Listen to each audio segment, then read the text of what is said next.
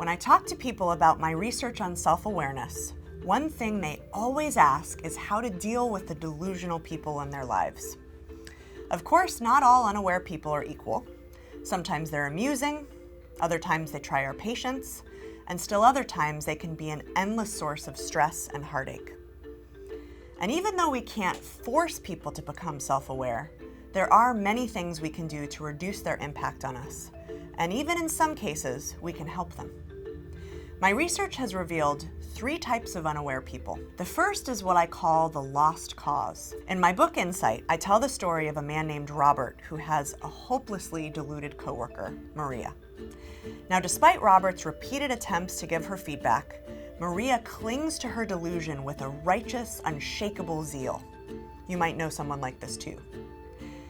Now, because they already see themselves as close to perfect, lost causes don't listen to feedback, and it's usually pointless to give it. But there are ways to manage our dealings with them. More on that in a moment. The second type are the aware don't care. If the lost causes have no self-knowledge and no motivation to acquire it, the aware don't care know the impact they're having, but they behave that way anyway. Why?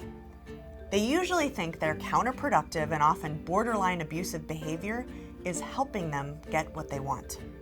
And therein lies their delusion. We rarely, if ever, can force lost causes and the aware don't care to be less delusional, but we can change our own mindset and our own reactions. One tip is something I call the laugh track. Many years ago, I worked for an aware don't care boss and was at the end of my rope. One day after a particularly bad verbal lashing, I randomly recalled the Mary Tyler Moore Show, which is one of my favorites. Mary's boss was a surly man named Lou Grant, played by Ed Asner, who was hot-headed on a good day and abusive on a bad one. But because his lines were followed by a canned laugh track, they became comical and even endearing. Wait a minute. If I can reach, you can reach. That's right. Now give me my pills. So when I started to imagine a laugh track behind what he said, my boss became surprisingly more bearable and occasionally hilarious. But are there any delusional people that we can impact, at least to a degree? Enter the nudgeable. These people genuinely want to be better. They usually just don't know they need to change.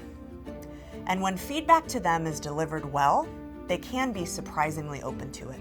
I believe that most unaware people are at least somewhat nudgeable.